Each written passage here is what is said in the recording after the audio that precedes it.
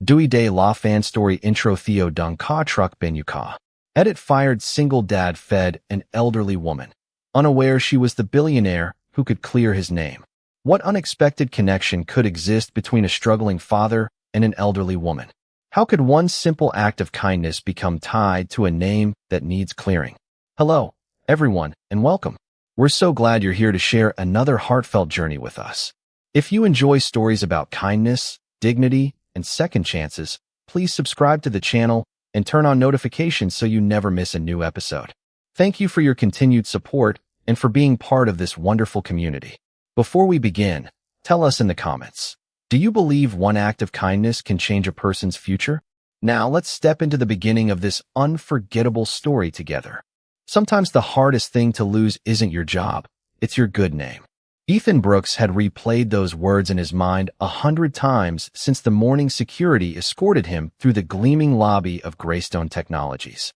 Every pair of eyes followed him, as if the accusation stamped across his employee badge had suddenly become visible to everyone. No one asked what had happened. No one questioned the whispers spreading faster than the elevator doors could open and close. Someone muttered that he had stolen confidential company information. Another claimed investigators had already confirmed everything. Ethan never argued. He simply carried the small cardboard box holding a framed photo of his 8-year-old daughter, Lily, a coffee mug she had painted in 2nd grade, and the faded blue hoodie he always kept at his desk whenever the office air conditioning became too cold. Outside, an October wind swept through downtown Chicago, rattling yellow leaves across the sidewalk. His phone buzzed again. Another rejection email.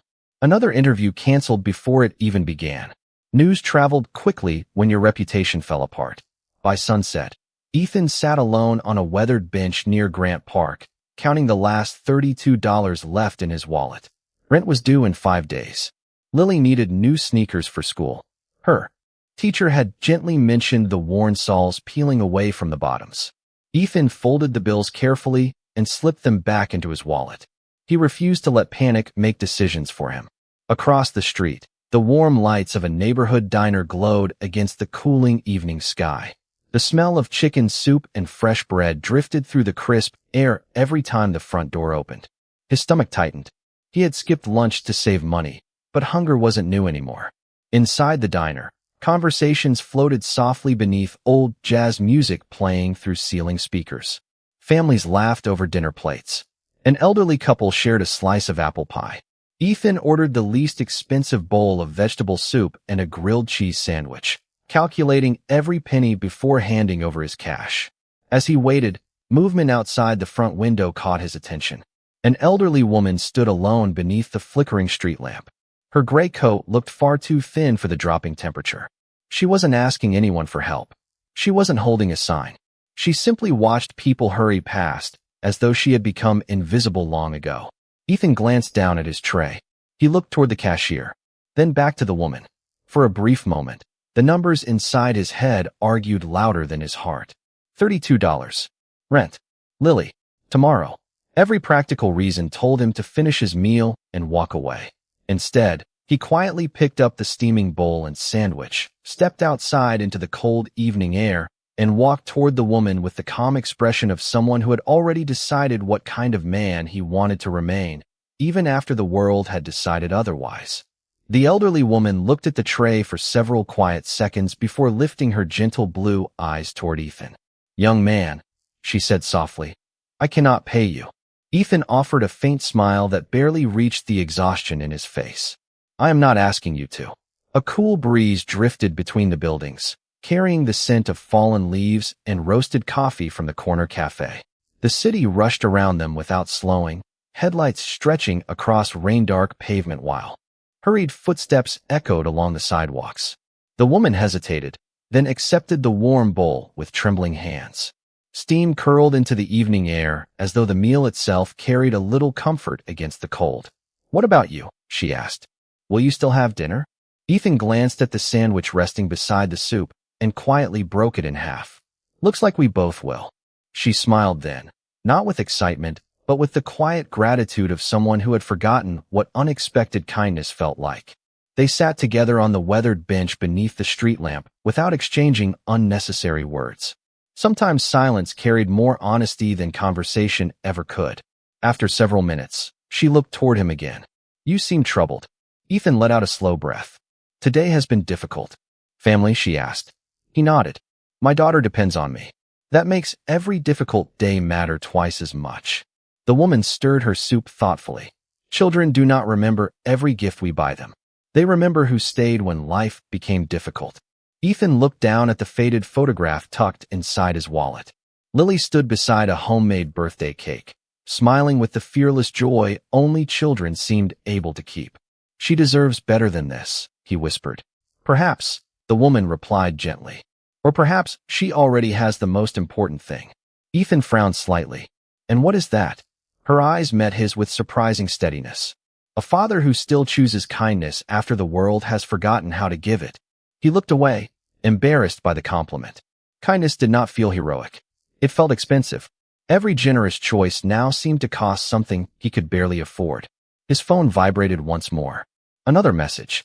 Another employer thanking him for applying before informing him they had decided to move forward with another candidate. Ethan slipped the phone back into his pocket without reading the rest. The woman noticed, but asked nothing. Instead, she reached into the pocket of her old gray coat and removed a neatly folded white handkerchief embroidered with tiny blue flowers. She carefully wrapped the untouched half of her sandwich inside it. For later, she explained. Ethan chuckled softly. You should finish it. She shook her head. Tomorrow always arrives sooner than we expect. For the first time that day, Ethan laughed, quiet but genuine. It surprised even him. As the church bell several blocks away marked 7 o'clock, he stood and gathered the empty container. I should pick up Lily from my neighbor's apartment. The woman slowly rose beside him. Thank you for seeing someone everyone else walked past. Ethan shrugged modestly. I just saw someone who looked hungry.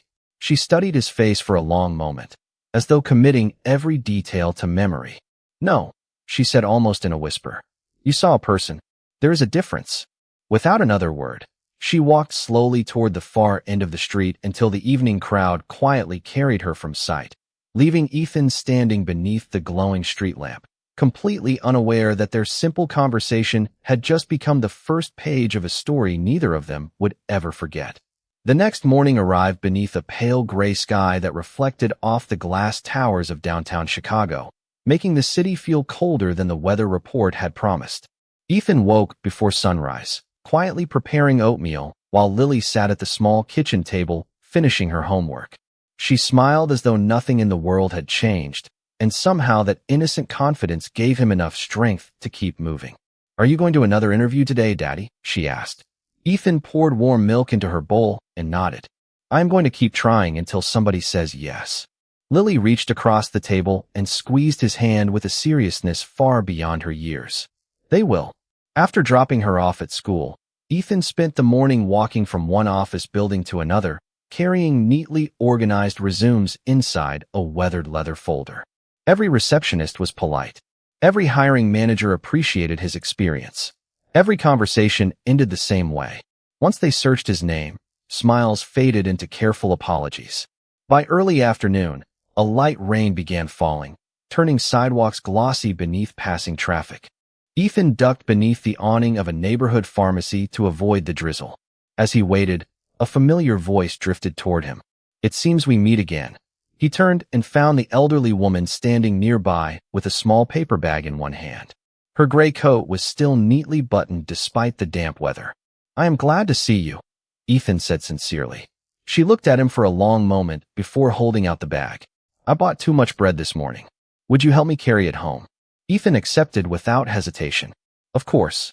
They walked together several blocks through quiet residential streets lined with maple trees shedding their last golden leaves. She moved carefully but refused to complain about the distance. When one of the paper bag handles suddenly tore, fresh bread rolled onto the wet sidewalk. Ethan quickly gathered every loaf, brushed away the moisture with his sleeve, and tied the damaged bag together using the shoelace from an old spare bootlace he carried inside his backpack for emergencies. The woman watched silently, her expression thoughtful. You always seem prepared, she observed. Ethan smiled faintly.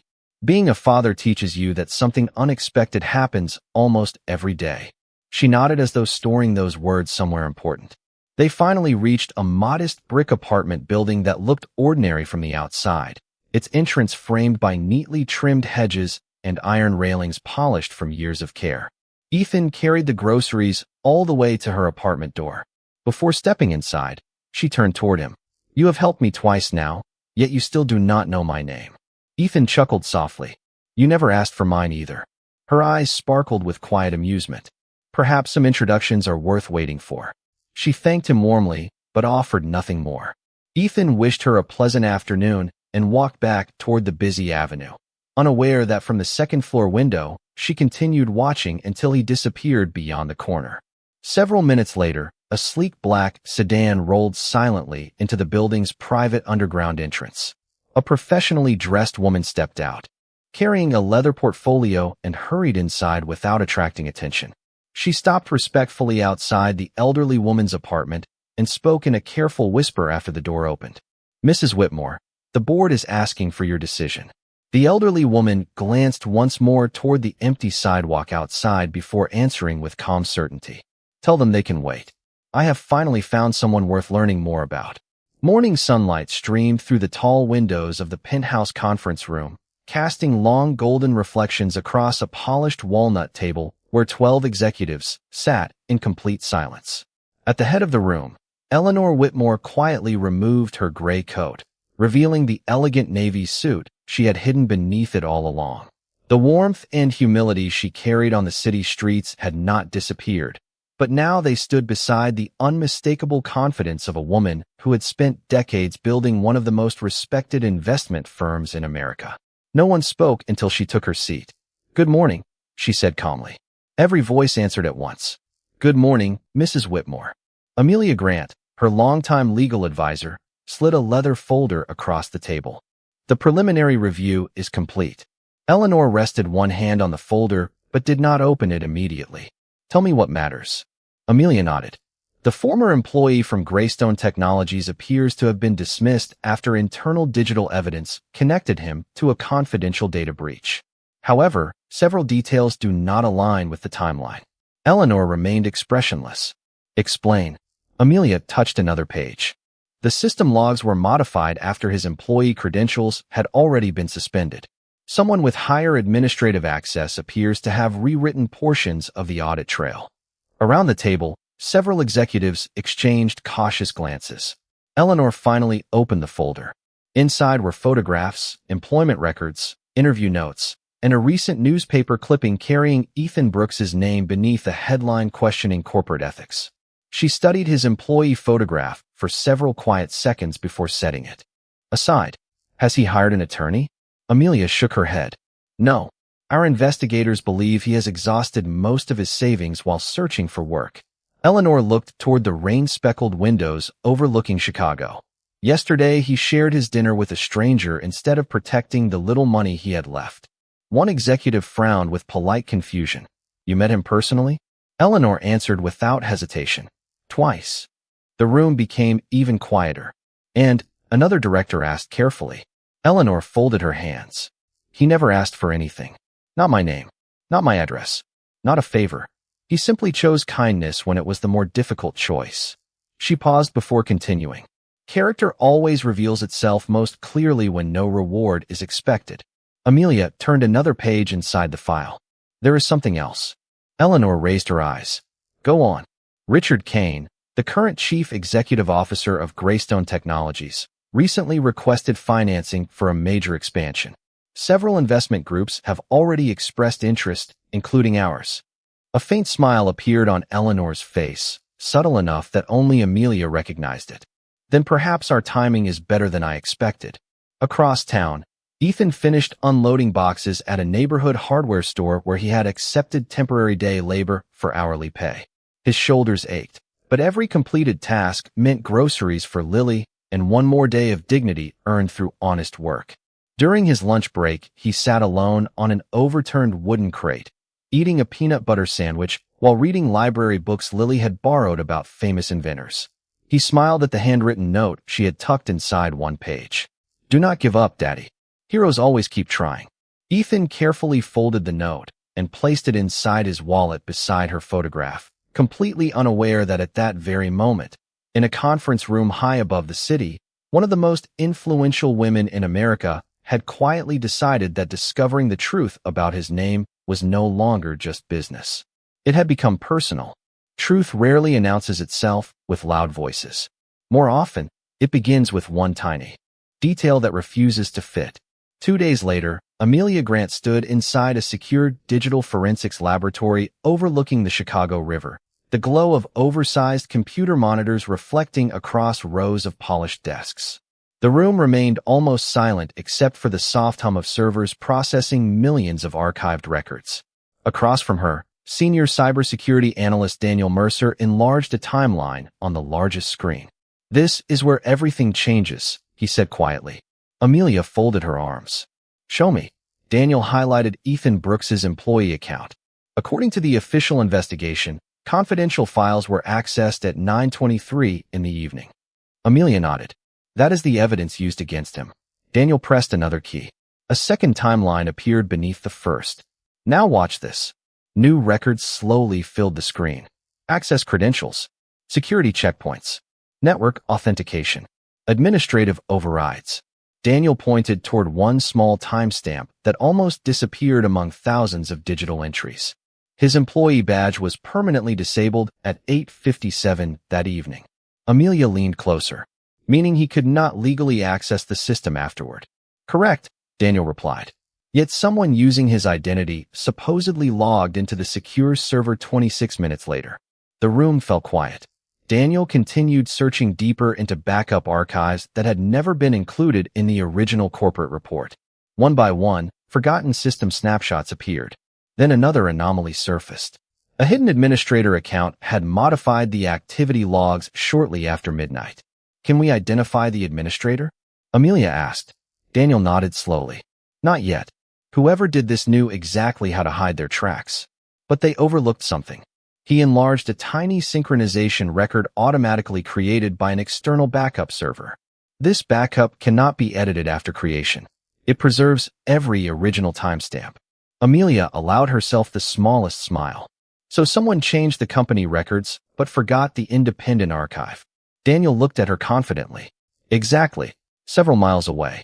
Ethan finished another exhausting shift stacking lumber inside the hardware warehouse. His supervisor handed him a plain white envelope containing his daily wages. "You worked hard today," the older man said kindly. "Come back tomorrow if you want another shift." Ethan smiled with quiet gratitude. "Thank you. I will be here." He stopped by a neighborhood grocery store before walking home, carefully comparing prices until he found Lily's favorite tomato soup on sale. As he reached the checkout line, he noticed an elderly customer struggling to reach a can from the highest shelf.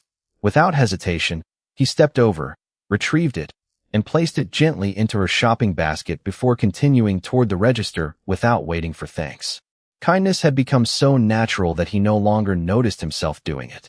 Meanwhile, high above the city, Eleanor Whitmore stood alone inside her office watching evening sunlight fade behind the skyline. Amelia entered carrying the updated investigation file. She placed it gently on the desk. "We found the first crack." Eleanor opened the folder and read the highlighted timeline in complete silence. Her eyes settled on the impossible sequence of timestamps before closing the file with calm certainty. Then he was never given a fair chance to defend himself. Amelia nodded. No, he was not. Eleanor walked slowly toward the window overlooking the streets where thousands of strangers hurried through another ordinary evening. Somewhere below, Ethan Brooks was simply trying to make it home in time to share dinner with his daughter, completely unaware that the first thread holding together the false story surrounding his name had quietly begun to unravel. The smallest piece of evidence is often the one everyone else overlooks. 3 mornings later, the investigation reached a point where certainty gave way to uncertainty once again. Amelia Grant entered the secure archives carrying fresh reports, only to discover that one important source had suddenly disappeared. The retired network engineer responsible for maintaining Greystone Technologies' independent backup servers had left the country a week earlier to care for his daughter. Overseas, his testimony had been considered the missing link connecting the altered records to the original system logs. Without him, The timeline remained persuasive but incomplete. Amelia lowered the file onto Eleanor Whitmore's desk and released a quiet breath. We have the digital trail, but we still need someone who can explain why those backups cannot be altered.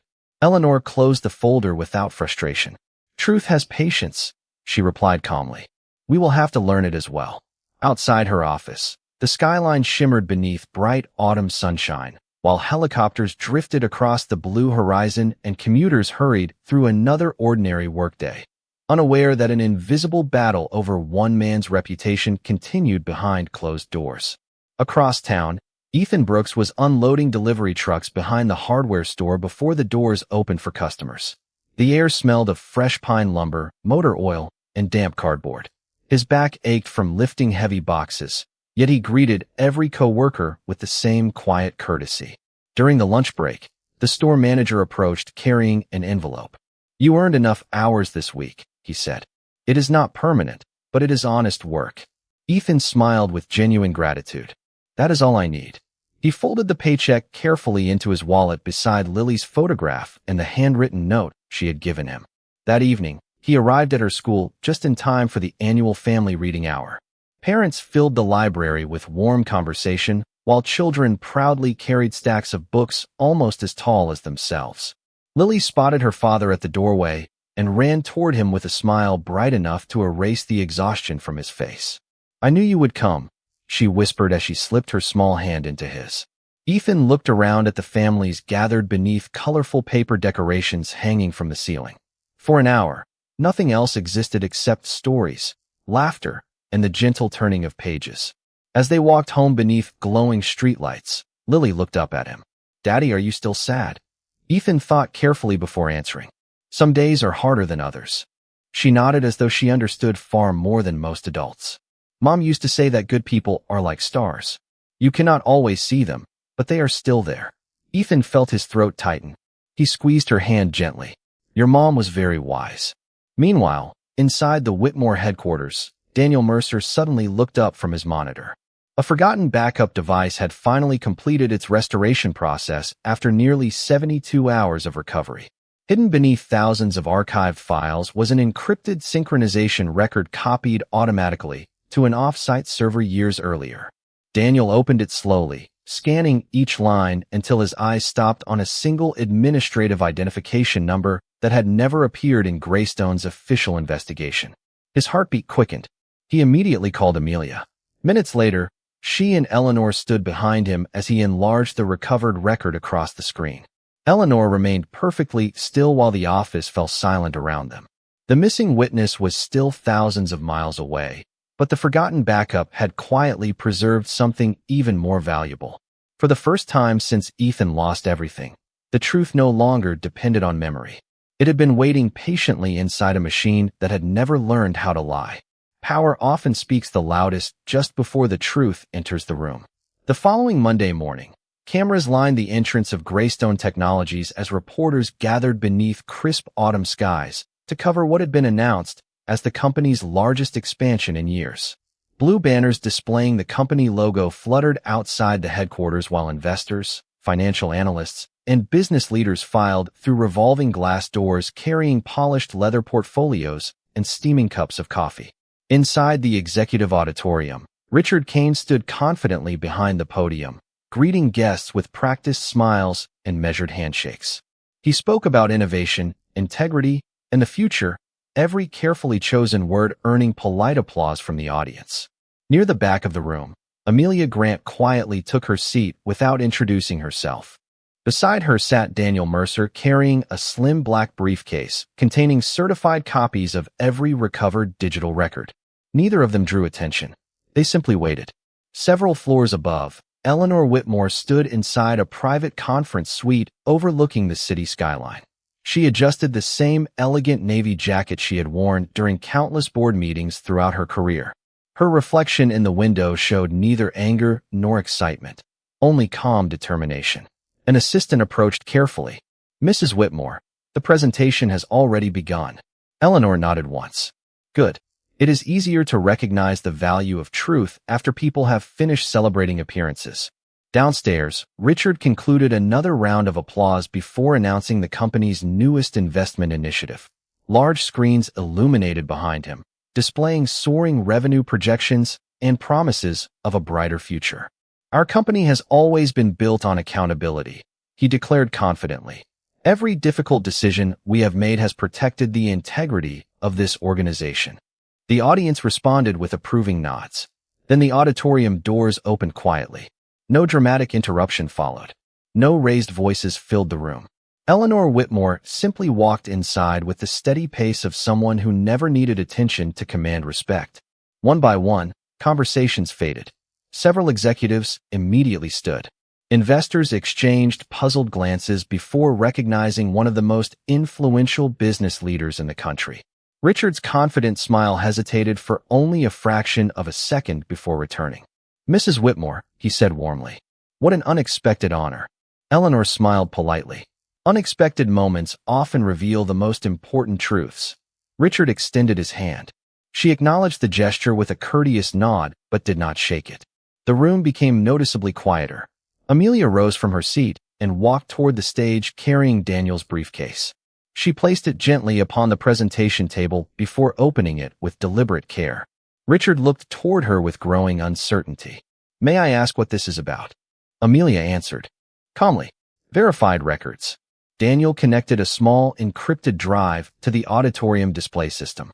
The presentation screens faded from colorful financial projections to a simple timeline filled with digital authentication logs, independent backup records, and synchronized server archives. Every page carried official certification stamps. Every timestamp matched perfectly. A low murmur drifted through the audience as analysts leaned forward to study the evidence. Eleanor remained silent, allowing the documents to speak before she did. Richard's expression changed almost imperceptibly as he recognized one administrative identification number appearing repeatedly across the recovered records. It was a number absent from every public investigation but preserved inside the forgotten backup system. No accusation had yet been spoken. No conclusions had been announced. Yet an unmistakable stillness settled across the auditorium. The applause that had filled the room only minutes earlier had completely disappeared, replaced by the kind of silence that arrives when confidence begins to surrender to facts. Silence has a remarkable way of exposing what confidence tries to hide. No one in the auditorium moved as the certified records filled the massive display behind the stage. Daniel Mercer advanced one document at a time, allowing every timestamp, authentication record, and independent backup log to remain visible long enough for attorneys, investors, and technology specialists to examine them carefully. Amelia Grant stepped forward with calm composure. These records were recovered from an external synchronization archive that automatically preserved every original system event, she explained. Unlike the company's internal logs, these files could not be edited after they were created. A respected cybersecurity consultant invited by the investment board quietly stood from the front row and adjusted his glasses before reviewing the documents on a tablet provided by Daniel. Several long moments passed before he finally looked toward the audience. "The archive appears authentic," he said. "The timestamps are mathematically consistent across every independent record. They do not support the conclusions reached during the original internal investigation." A ripple of restrained conversation spread across the room before fading almost immediately. Amelia displayed another comparison. On one side appeared the official company report. On the other, the preserved backup records. The differences were impossible to ignore. Ethan Brooks's employee credentials had been permanently disabled before the confidential files were ever accessed. A separate administrator account had altered portions of the internal audit trail hours later. Every change had been documented automatically by the forgotten backup server that nobody believed still existed. Richard Kane remained standing behind the podium, but the confidence that had filled his opening speech had quietly disappeared. He attempted a measured smile. There must be an explanation for these inconsistencies. Eleanor Whitmore finally spoke, her voice gentle enough that everyone leaned forward to hear every word. "There should be," she replied.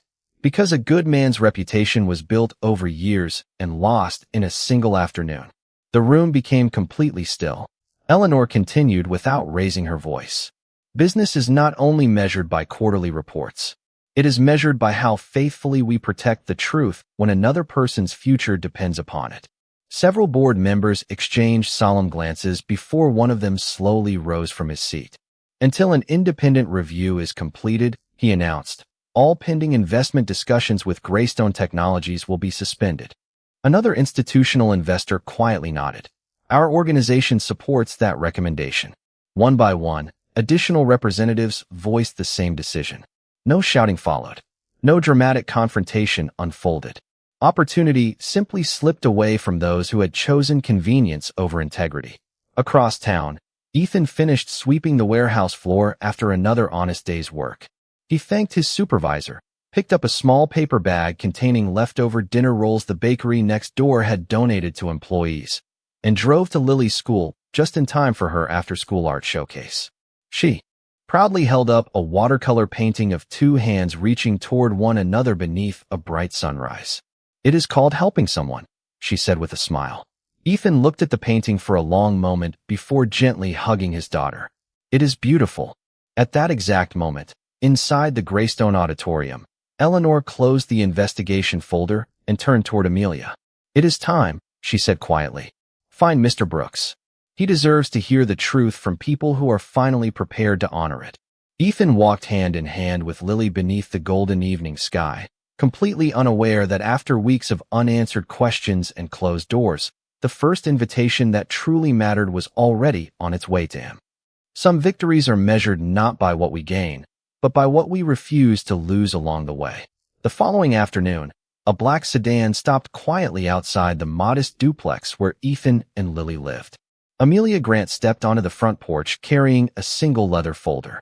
When Ethan opened the door, surprise crossed his face. Miss Grant, she smiled warmly. May I come in?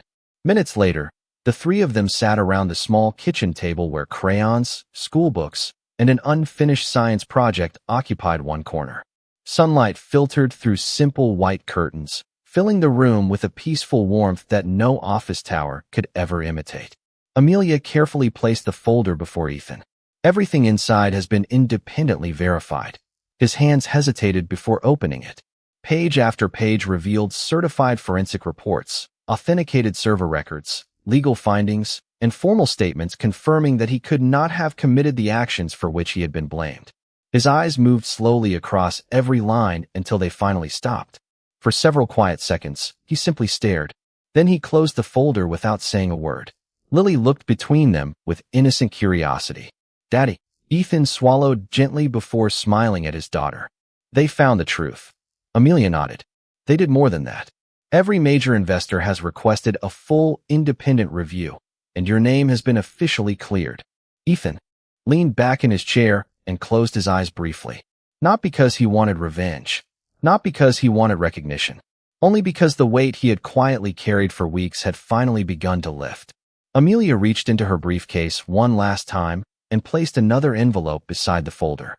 Mrs. Eleanor Whitmore would like to meet you. Ethan smiled softly as recognition slowly appeared across his face. The lady with the soup. Amelia could not hide her surprise. You already know her? Ethan laughed quietly. Not really. I only knew she looked hungry. The following morning, Ethan and Lily entered Whitmore Capital headquarters together. Employees respectfully greeted Eleanor as she walked toward them through the bright marble atrium. She wore the same gentle smile Ethan remembered from the park bench. Lily looked up at her father in amazement. Daddy, she is the lady from before. Eleanor knelt slightly until she was at Lily's eye level. Thank you for sharing your father with the world, she said kindly. Lily smiled. He shares everything. Eleanor stood again and turned toward Ethan.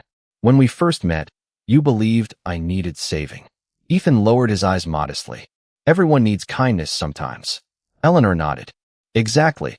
She paused before continuing. I did not clear your name because you helped me. I helped uncover the truth because your character proved that the truth was worth defending. The words settled gently into the silence surrounding them.